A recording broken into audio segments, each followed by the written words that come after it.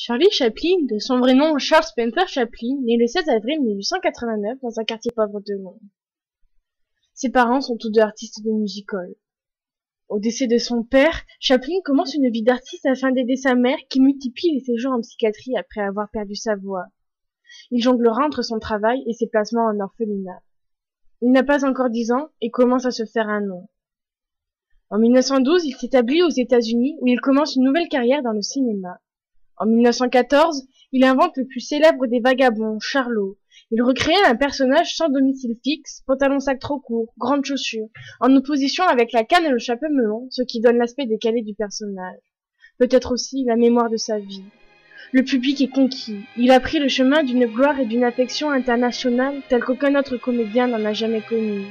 Chaplin apporte une nouvelle dimension à la comédie, pas seulement par les talents extraordinaires de son jeu d'acteur ou de sa créativité burlesque, mais aussi dans le domaine de l'étude de caractère, de l'émotion et de la satire sociale présente dans ce film. En 1928, l'avènement du parlant a constitué un problème pour Chaplin. Il dira d'ailleurs « Les talkies, vous pouvez dire que je les déteste. Ils viennent gâcher l'art le plus ancien du monde, l'art de la pantomime. Ils anéantissent la grande beauté du silence. » Dans les temps modernes, et les lumières de la ville, ses premiers films sonorisés,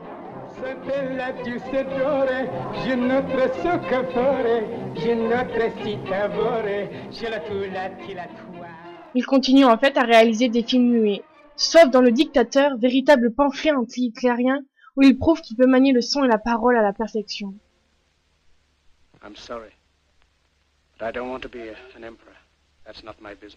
En 1952, alors que Chaplin embarque pour Londres afin de lui présenter son film Les Feux de la Rampe, les autorités américaines en profitent pour annuler son visa de retour.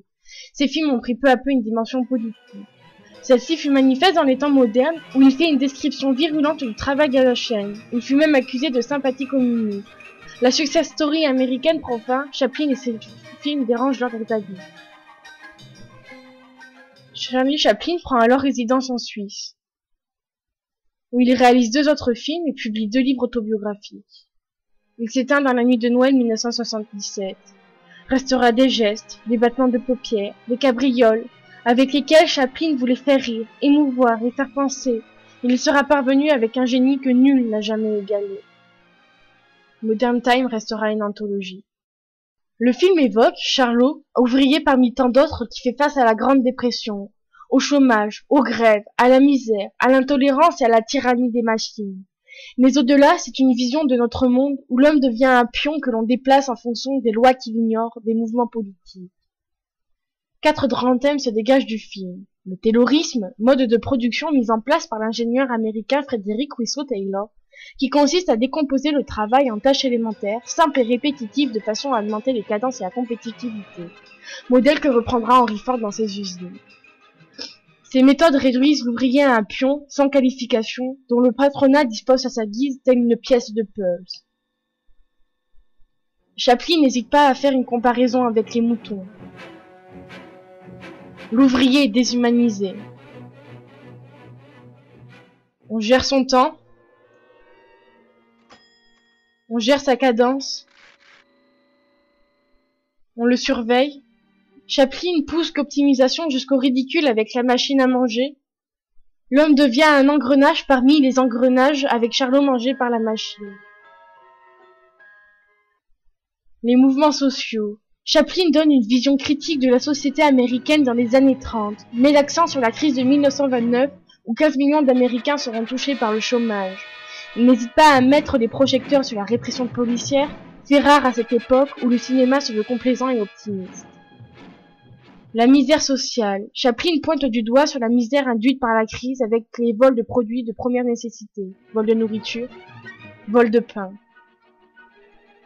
Il dénonce aussi les fameux Hoovervilles, sortes de bidonvilles qui doivent leur nom aux constructions de cités pour les plus démunis par le président Hoover. Mais pas assez nombreuses, beaucoup resteront sans abri. C'est l'autre face du rêve américain. L'amour. Chaplin donne malgré une hésitation un happy end à son film. Sans doute parce qu'à la même époque, il est comme le personnage amoureux. C'est aussi une façon positive d'appréhender la vie. Car finalement, aussi noir que puisse être le quotidien, L'amour rend la vie plus légère, donne le courage de lutter contre l'adversité. C'est un espoir, une illusion de la liberté.